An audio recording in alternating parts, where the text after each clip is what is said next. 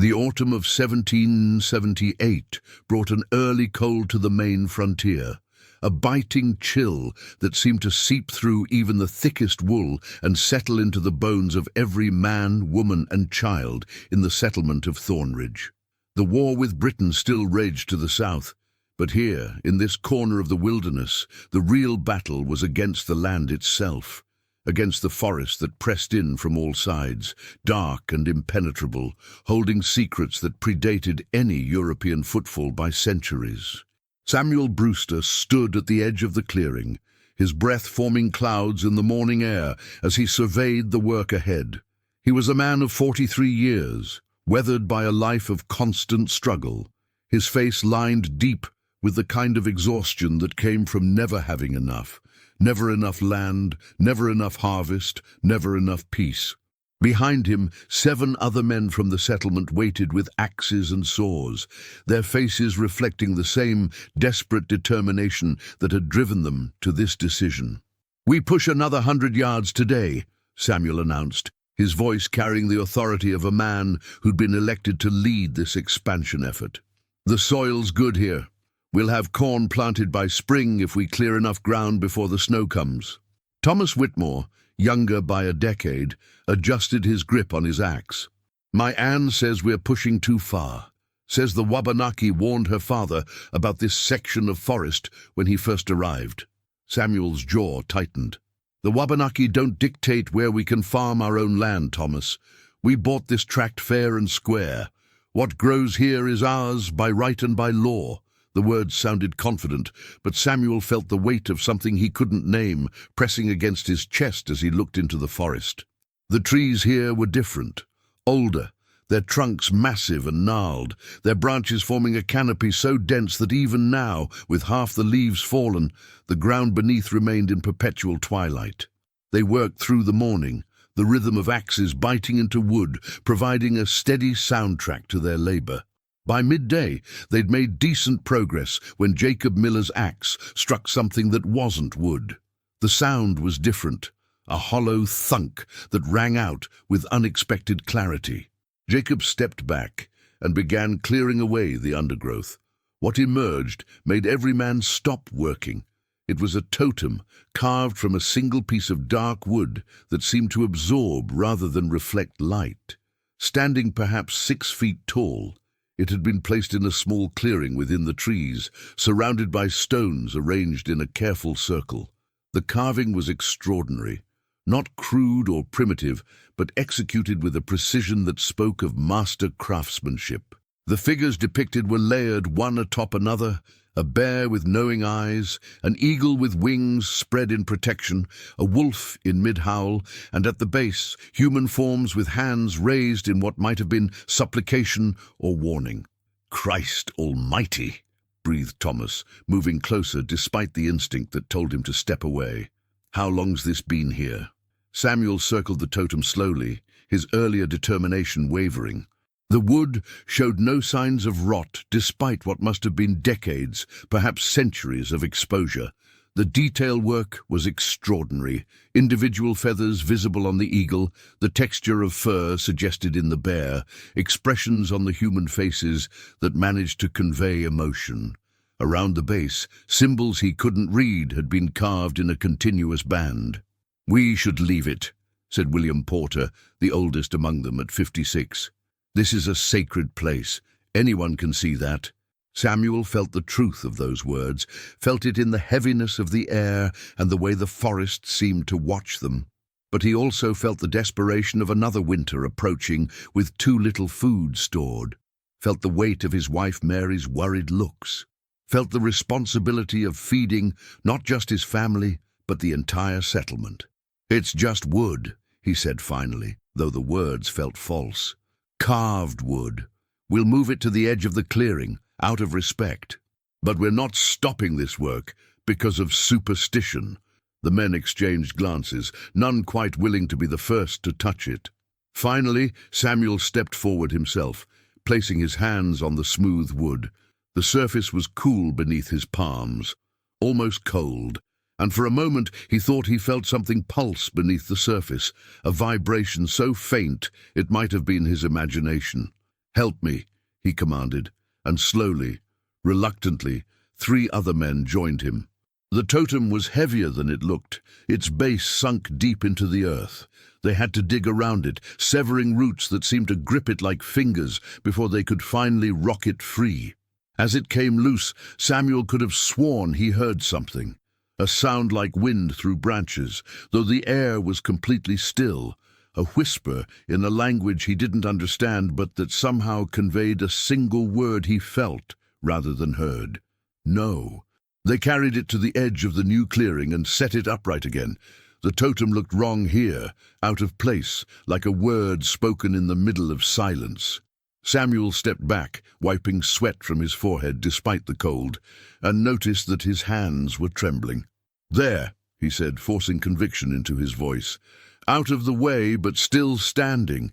We've shown respect. Now let's get back to work." But as the men returned to their axes, none of them noticed the way the carved eyes seemed to follow their movements, or how the shadows around the totem appeared darker than they should have been. And none of them saw the single drop of dark liquid that welled up from the eagle's eye, rolling down the carved wood like a tear before disappearing into the grain. That night, Samuel returned to his cabin to find Mary waiting with a stew that smelled of rabbit and wild onions. Their 3 children, Benjamin at 12, Sarah at 9, and little Matthew at 6, were already asleep in the loft. Mary studied his face as he ate. "You look troubled," she said quietly. Samuel wanted to tell her about the totem, about the feeling that had settled over him like a cold hand, but Mary had enough worries without him adding to them. "Just tired," he said instead. "We made good progress today." Mary nodded, but her eyes said she didn't quite believe him. "Anne Whitmore came by this afternoon. She said Thomas mentioned you found something in the woods, a carving." Samuel set down his spoon. "Just an old totem. We moved it out of the way. It's nothing to worry about." "Anne's mother was Wabanaki," Mary said carefully. "She knows the old stories. She says there are places in the forest that shouldn't be disturbed, markers that were placed for reasons that go beyond decoration. And I say, we can't let superstition dictate where we farm," Samuel replied, more sharply than he intended. "We've paid for this land with years of hard work. We have a right to use it." Mary looked at him for a long moment, then returned to her mending without another word. But as Samuel lay in bed that night, listening to the wind begin to rise outside, he couldn't shake the image of the totem from his mind. Those carved eyes that had seemed so alive, those raised hands that might have been warning or plea, and that single word he'd imagined, "No." Somewhere in the darkness, far off in the forest, something moved through the trees with purpose and ancient knowledge. The land remembered, even if the people had forgotten. And now the consequences would unfold as they always did, not with thunder and lightning, but with something quieter and infinitely more disturbing. The bleeding would begin tomorrow. Samuel woke before dawn, pulled from troubled dreams by a sensation he couldn't name, a wrongness that seemed to vibrate through the air itself. He dressed quietly and stepped outside into the pre-dawn darkness, his breath forming thick clouds, frost crunching beneath his boots as he walked toward the new clearing. He told himself he was just checking on the work site, but he knew he was going to the totem. The eastern sky was just beginning to lighten when he reached it. At first, in the dim light, he thought the totem looked the same. Then he stepped closer, and his heart stuttered. The carved wood was weeping. Dark liquid seeped from dozens of points across the surface, from the bear's eyes, from the eagle's beak, from the joints where one carved figure met another, from the symbols at the base. It ran in thin rivulets down the wood, collecting in small pools on the ground below, staining the frost-covered earth. Samuel's first thought was sap, triggered by their moving the totem. But as he knelt and touched one of the stains, his fingers came away with something that didn't feel like sap. It was thicker, darker, and when he brought his fingers to his nose, the smell made his stomach turn. It wasn't the sweet, resinous scent of tree sap. It was metallic, organic, somehow wrong. "Jesus Christ," he whispered, wiping his hand frantically on his breeches. By the time the other men arrived, the sun had risen enough to illuminate the totem fully, and there was no denying what they saw. The carved wood glistened wetly, the liquid still seeping, still flowing, as if the tree, dead and carved decades or centuries ago, had somehow found blood to bleed. Thomas Whitmore circled the totem at a careful distance, his face pale. "This isn't natural. This isn't anything I've ever seen." "It's sap," Samuel insisted, though his voice lacked conviction. "Has to be. We disturbed it when we moved it yesterday. The wood is responding to temperature changes, to being uprooted." "That doesn't smell like sap," said Jacob Miller. "And sap doesn't come from dead wood. This totem's been carved for God knows how long." William Porter spoke quietly. "I told you yesterday this was a mistake. This is a warning. We need to put it back where we found it, and we need to do it now." Samuel felt the group's resolve wavering, felt the superstition and fear beginning to override common sense. If they stopped now, if they let fear dictate their actions, the entire expansion effort would collapse. "No," he said firmly. "We're not going to let our imaginations run wild over something that has a rational explanation we just don't understand yet. I'll clean it, and we'll see if it happens again. In the meantime, we have work to do." He spent the next hour scrubbing the totem with rags and water, removing every trace of the dark liquid. The stains came off easily enough, though they left his hands feeling somehow unclean. By the time he finished, the totem looked normal again, just carved wood. "There," he announced, "clean, now let's get to work." But as he turned away, he felt the weight of those carved eyes on his back, and a certainty settled into his gut like a stone. This wasn't over. When he returned to the totem the next morning, the liquid was back. It covered the entire surface now, running freely, pooling on the ground in quantities that seemed impossible for dead wood to produce. And this time, others had noticed. A small crowd had gathered, not just the work crew, but women from the settlement, children kept at a careful distance, elders who'd come to see for themselves. And Whitmore stood with her mother, an elderly Wabanaki woman named Mestawasis, who rarely came into the settlement. The old woman's face was unreadable as she studied the totem, but Samuel saw her lips moving in what might have been prayer. "This is the second day," Thomas said quietly. "If it happens a third time—" "It won't," Samuel interrupted. "I'll clean it again. We'll figure out what's causing it." He cleaned it again, more thoroughly this time, examining every inch of the carved surface for any natural explanation. He found nothing. The wood was solid, seamless, impossibly well preserved. Mestawasis approached as he worked. When she spoke, her English was accented but clear, and her eyes held a knowledge that made Samuel deeply uncomfortable. "You took it from the sacred circle," she said. "Not a question. You broke the boundary that was placed generations ago, when the first agreement was made between my people and the spirits of this place." "With all respect, grandmother," Samuel replied, "this is our land now. We mean no disrespect to your people or your traditions, but we have families to feed. We need this farmland." Mestawasis's expression didn't change. "The land does not care about your papers or your laws. The land remembers what was promised. That totem marks a place where something was given to the earth, something precious, something that was meant to stay buried. By moving it, you have broken a seal." "Broken a seal?" Samuel's hands stilled. "What do you mean?" But Mestawasis was already turning away. "Put it back before the third night ends. After that it will be too late.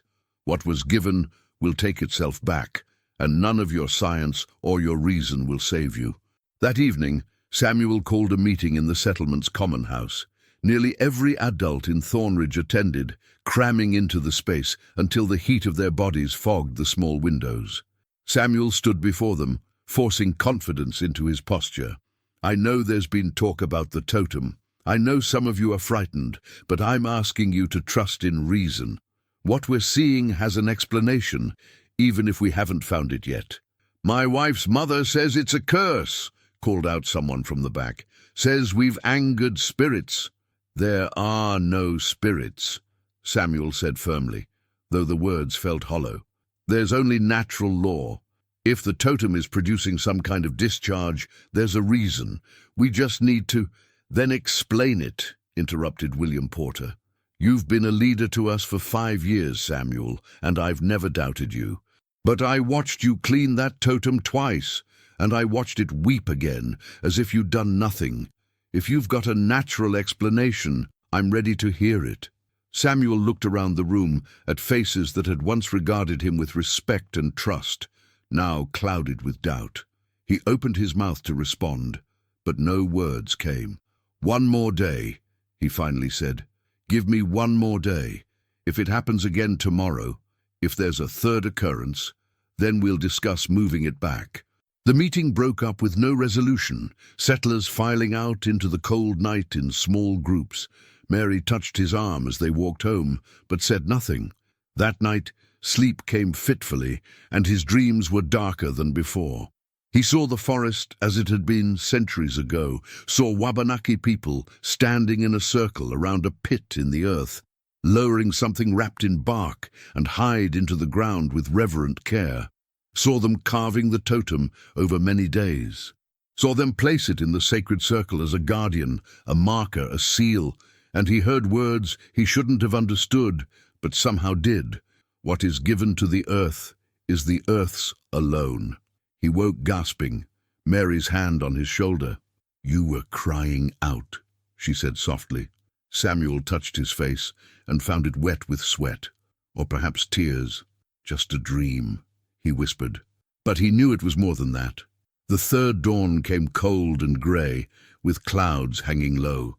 Samuel forced himself to rise, to dress, to walk to the totem, even though everything in him screamed to stay away. The totem was bleeding more profusely than ever before, the dark liquid flowing in steady streams, pooling on the ground in quantities that defied explanation. But what made Samuel's breath catch was this. The liquid now formed patterns on the ground, symbols that matched those carved around the base of the totem itself. Behind him, he heard footsteps. The entire settlement had followed him this time, drawn by the same terrible fascination. They stood in silence, witnessing what no rational mind could explain away. 3 days, whispered someone. 3 nights of bleeding. Samuel wanted to clean it again, wanted to scrub away the evidence and pretend this could still be explained. But as he took a step forward, Mestawasis's voice stopped him. "Don't touch it," she commanded. "The ritual is complete. Now we wait to see what the earth decides to take back." "Take back?" Samuel turned to her, desperate. "What does that mean? What ritual? What have we done?" The old woman's eyes were sad, but unyielding. Long ago, a sacred child was given to the earth in this place, the last daughter of a powerful clan, offered willingly to save her people from a curse. She was laid to rest with ceremony and grief, and the totem was carved to mark the place and protect her eternal sleep. The symbols you see are not decoration. They are a seal, a binding, a promise that what was given would never be disturbed. She pointed to the totem. That is not sap you see. That is not blood in any sense you understand. That is the earth's memory, expressing itself in the only way it can. You broke the seal, and now the earth remembers what was done, what was promised, and what has been violated. So we put it back, Samuel said urgently. Right now. We return it to the original spot. We restore everything exactly as it was.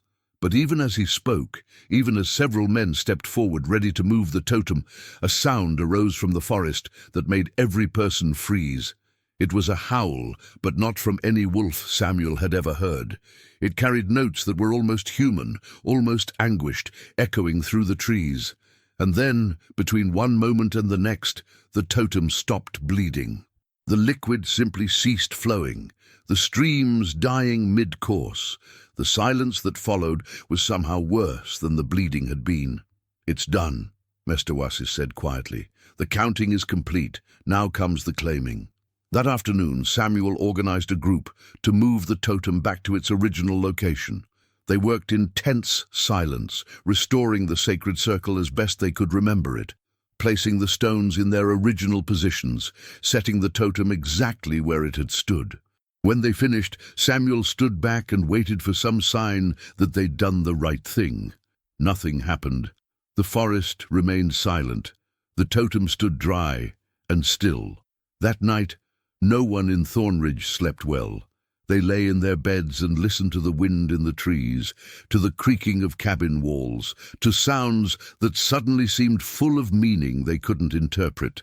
When morning came, Samuel rose and walked to the sacred circle with Thomas and Jacob. As they neared the spot where they'd returned the totem, Samuel felt his steps slow. The totem was gone, not knocked over, not fallen, not dragged away, simply gone, as completely as if it had never existed. The stones of the sacred circle remained in place, undisturbed.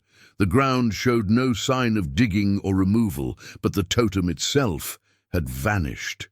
"This isn't possible," Thomas breathed, walking the perimeter. "We left it here last night. It can't just disappear." But it had. And as Samuel stood in the center of the sacred circle, he understood with terrible clarity that this wasn't about superstition or spirits. This was about the land itself, about memory that ran deeper than human understanding, about consequences that couldn't be escaped. The earth had taken back what belonged to it. The disappearance of the totem sent Thornridge into panic. For 3 days, every able-bodied man searched the forest, looking for any sign of where it might have been taken.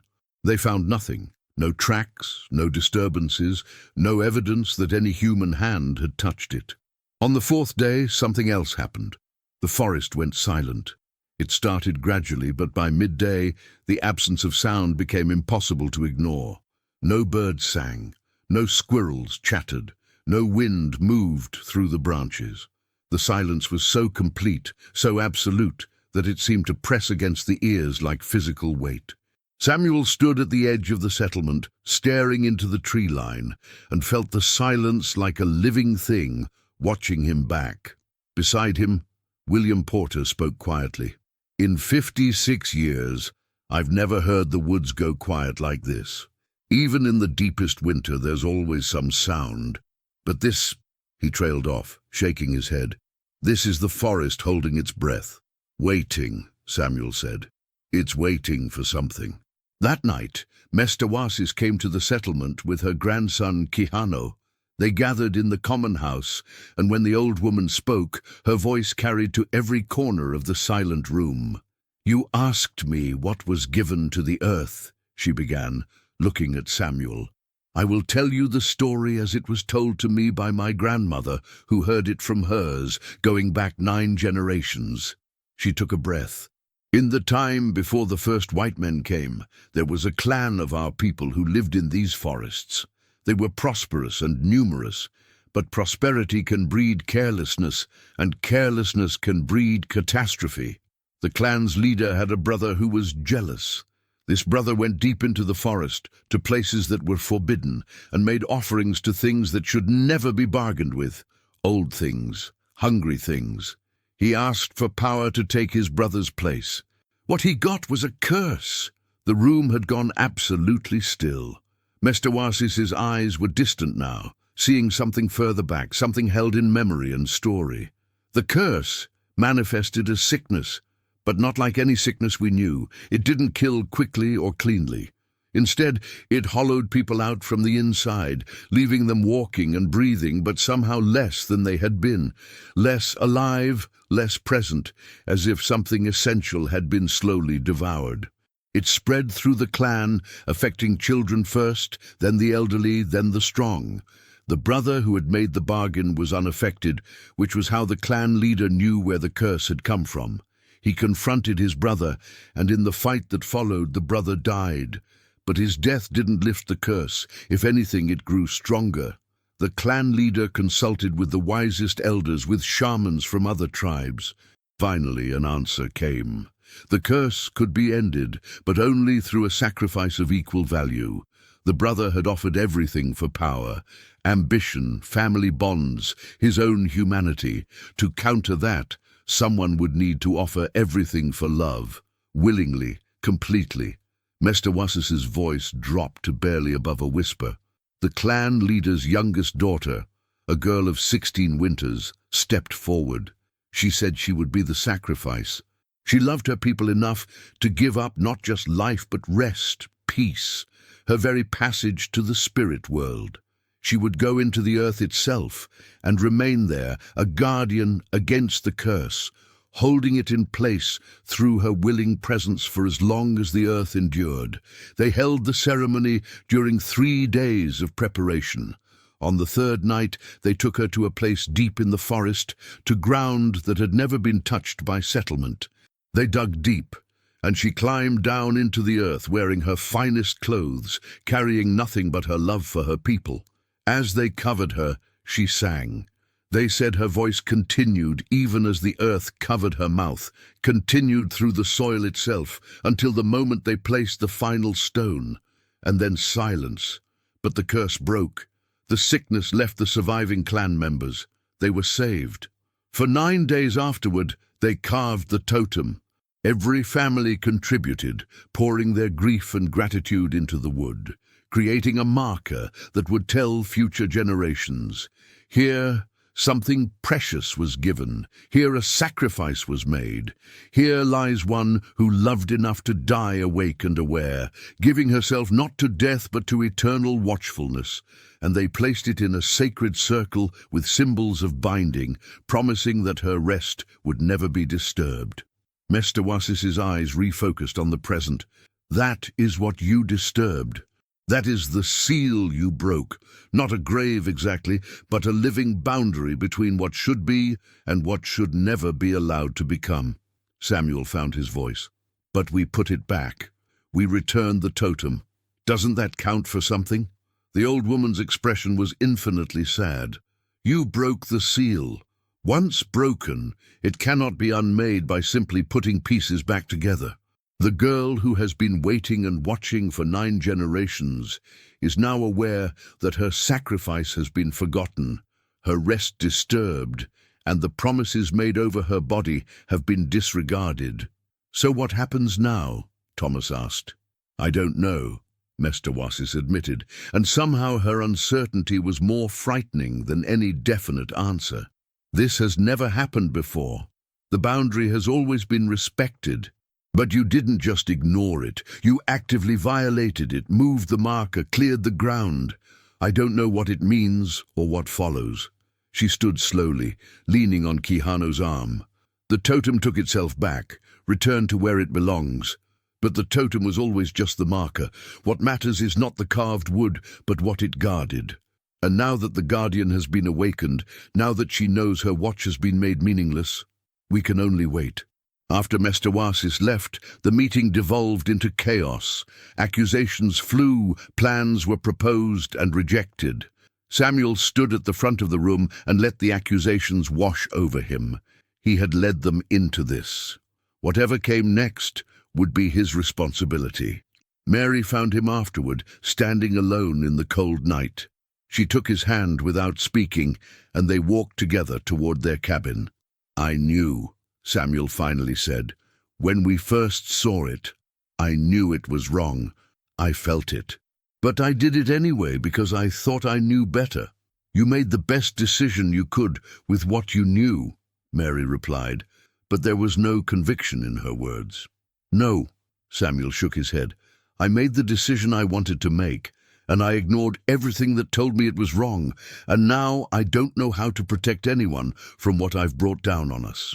That night, for the first time since childhood, Samuel Brewster prayed. Not to the stern God he'd been raised to fear, but to something older, to the earth itself, to the memory it held, to the girl who had given herself 9 generations ago. He prayed for understanding, for mercy, for some way to make right what he'd made wrong.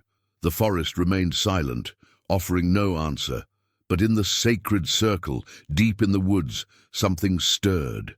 Not the carved wood, that had returned to where it belonged, beyond human reach.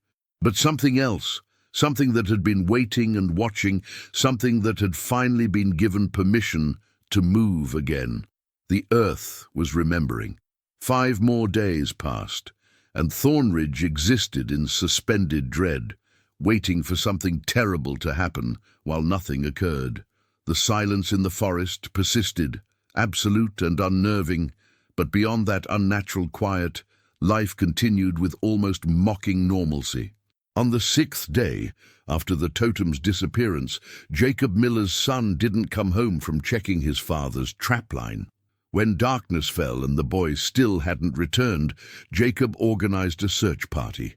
They found him 3 hours later, sitting at the base of a massive oak tree, staring at nothing. He was unharmed physically, not a scratch on him.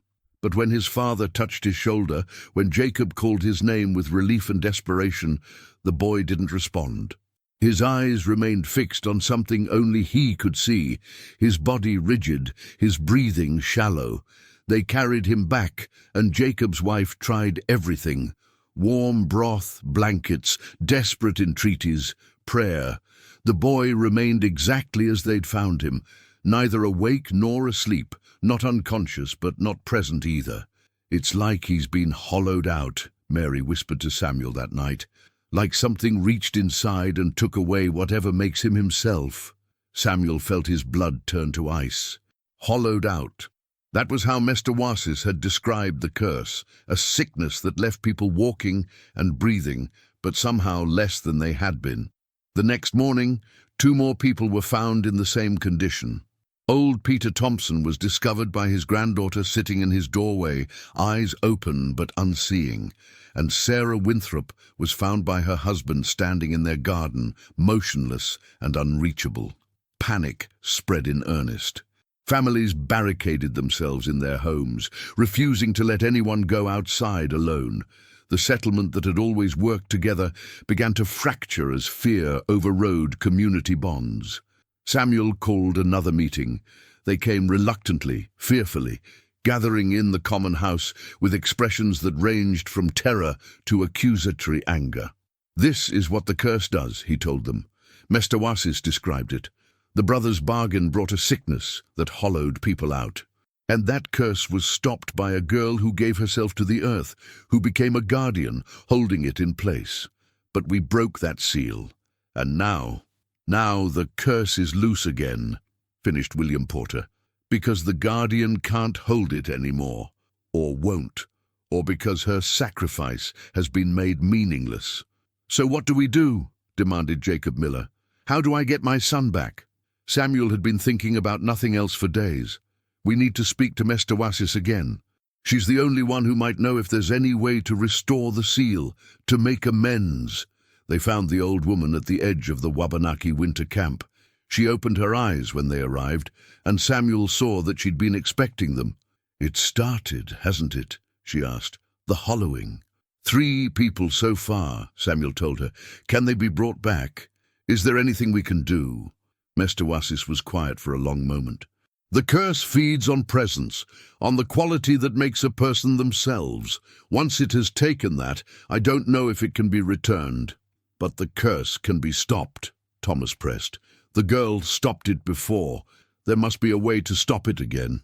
"The girl stopped it by giving herself as an eternal guardian, by choosing to remain aware and watchful in the earth itself. But that seal has been broken. I don't know if it can be repaired." Samuel felt desperation clawing at his throat. "Then what? We just accept this? There must be something—" "There might be one thing," Mr. Wasis interrupted, "but I hesitate to suggest it because I don't know if it would help or make things worse. The girl's sacrifice countered the curse through love against ambition. If the balance has been broken, perhaps—" She trailed off. "Perhaps what?" Samuel demanded. "Perhaps the balance could be restored through acknowledgement, not another sacrifice. That would be impossible to replicate. But a recognition of what was done, of what the girl gave, of the debt your people now owe to her memory. The sacred circle remains. If you were to go there, if you were to speak to the earth itself, acknowledge the sacrifice and the violation with complete honesty, it's possible that might be enough to show that the disrespect wasn't malicious, only ignorant." "That's it?" Jacob asked incredulously. "Just talk to the ground." "Not ground," Mr. Wasis corrected sharply. You would be speaking to the memory of a girl who loved her people enough to give up not just life, but peace, rest, passage to the spirit world.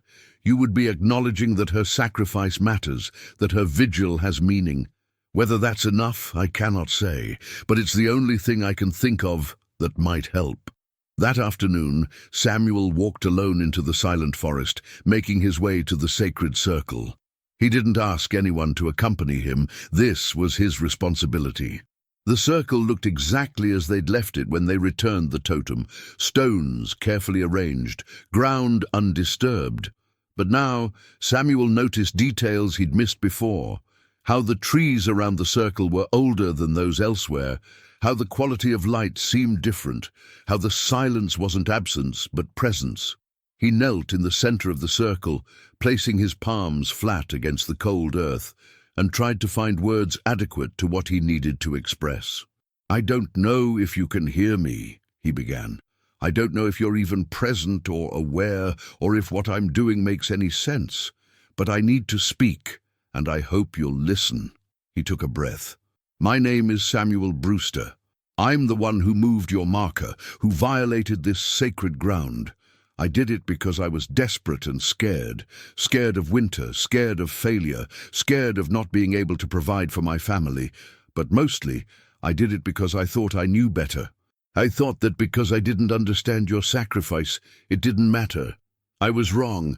I see that now. I see that you gave something that can never be repaid. You gave your life, yes, but more than that, you gave your rest, your peace, your journey to wherever people go when they die.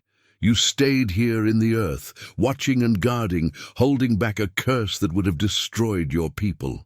For 9 generations you've been here, faithful to your promise, and I treated that like it meant nothing." Samuel felt his throat tighten, felt tears beginning to blur his vision. "I can't undo what I did. I can't restore what was broken. But I can acknowledge what you are, what you gave. You are a guardian. You are a hero. You are someone who loved so completely that you sacrificed not just once, but eternally. And you deserve to be honored, to be remembered, to be treated with the reverence that such a sacrifice demands." He leaned forward until his forehead touched the ground. "I see you. I acknowledge you. I honor what you gave and what you continue to give. And I'm sorry, I'm so deeply sorry, that we made your sacrifice meaningless through our ignorance and disrespect. If there's any way to make this right, any way to restore the seal or renew the promise, I'll do it. Whatever it costs, I'll pay it." The forest remained silent. Samuel stayed in position, waiting for some sign that his words had been heard. Nothing happened. After what might have been minutes or hours, Samuel finally raised his head. He'd failed. His words had been inadequate. The silence broke. It wasn't a sound exactly, but a shift in the quality of stillness, as if the forest had been holding its breath and now exhaled. Samuel felt it move through him like wind, felt it settle into his chest with a weight that was somehow both heavy and gentle. And then, for just a moment, so brief he might have imagined it, he felt something else, a presence, vast and patient and impossibly sad. Not angry, not vengeful, just profoundly, achingly sad in a way that made his earlier tears seem like nothing. It was the sadness of someone who'd given everything and watched generation after generation forget that gift. But beneath the sadness, something else. Acknowledgement, recognition that he'd finally understood, finally seen what his actions had violated. The presence faded as quickly as it had come, leaving Samuel kneeling with tears streaming down his face and a certainty in his heart. She had heard him, the girl in the earth, the eternal guardian. She had heard, and in hearing, she had granted something he didn't quite have words for. Not forgiveness exactly, but perhaps understanding. Perhaps a willingness to restore the watch. When Samuel returned to the settlement, Thomas met him with shaking voice. They woke up about an hour ago. Jacob's son, Peter Thompson, Sarah Winthrop, all 3 of them came back at the same time, as if they'd just been sleeping. They don't remember what happened, but they're back. They're themselves again. Samuel closed his eyes, feeling the weight finally beginning to lift. It had worked. His acknowledgement had been enough to convince the Guardian to restore the seal. "The forest," Jacob Miller said, joining them. "Listen," and it was true. Samuel could hear birds calling, wind moving through branches, the normal sounds of woodland life. The terrible silence had lifted. That evening, Mestawasis came to the settlement one final time. She found Samuel standing near the forest edge. "You spoke to her," the old woman said. "Not a question." "I tried to," Samuel replied. "I don't know if what I said was adequate." "You saw her," Mestawasis interrupted gently. "You acknowledged what she gave. For someone who has been watching in silence for 9 generations, that acknowledgement matters more than you can know. It doesn't erase the violation, doesn't restore what was broken to its original state, but it shows that her sacrifice wasn't meaningless, that someone finally understands." Samuel turned to her. "Will she be all right? Will the seal hold?" "I believe so. The curse has been bound again. The hollowing has stopped. But the seal is different now, more fragile perhaps, more aware of its own vulnerability. This can never happen again. This place must be protected and honored by your people, as it always should have been." "It will be," Samuel promised. "I'll make sure every person understands what happened here, what exists in that circle, and why it must never be disturbed again. And I'll make sure our children know, so that the forgetting can't happen again." Mestawasis nodded approvingly. "Then perhaps something good can come from this tragedy. Perhaps this is how understanding grows, through mistake and consequence and the hard work of making amends." She turned to leave, then paused. "The totem will never return, you understand. It's gone to wherever such things go when they've fulfilled their purpose. But it served its function. It brought you to awareness, forced you to see what you'd been blind to. In its own way, its disappearance was the last service it could provide." After she left, Samuel stood for a long time watching the forest, listening to the wind and birds and all the ordinary sounds of life continuing. Somewhere in those trees, in a sacred circle marked by stones and memory, a girl who died 9 generations ago still kept her watch, still held back a curse through her willing presence. He couldn't see her, couldn't hear her, couldn't interact with her in any tangible way, but he knew she was there, and knowing that, honoring that, would have to be enough. That night, Samuel gathered his family around the fire and told them the whole story. The totem, the violation, the curse, the guardian, and the sacrifice that had saved them all. His children listened with wide eyes. Benjamin old enough to understand the gravity of it, Sarah and Matthew absorbing it as story that would shape their understanding. "So, there's really a girl in the earth?" Matthew asked, his 6-year-old voice filled with wonder. "Still watching, still protecting?" "Yes," Samuel confirmed. "Still watching, still protecting, still loving her people even though they're long gone and the world has changed completely." "Will she ever get to rest?" Sarah asked, finding the tragedy in the tale. Samuel exchanged a glance with Mary. "I don't know," he admitted. "Maybe someday when the curse she's holding has finally faded, or maybe she'll watch until the end of time itself." "Indeed, then we should visit her," Benjamin said with certainty. "We should go to the circle and talk to her sometimes, so she knows she's not alone, so she knows people remember what she did." And in that moment, Samuel saw how healing might work across generations, how the violation he'd committed might eventually be transformed into something better, not through forgetting, but through remembering, through honoring. "Yes," he said, reaching out to pull his son close. "Yes, that's exactly what we should do." The seasons turned as they always did. Thornridge rebuilt itself on new foundations of understanding and respect. The land they'd cleared was deliberately left uncultivated, allowed to return to forest.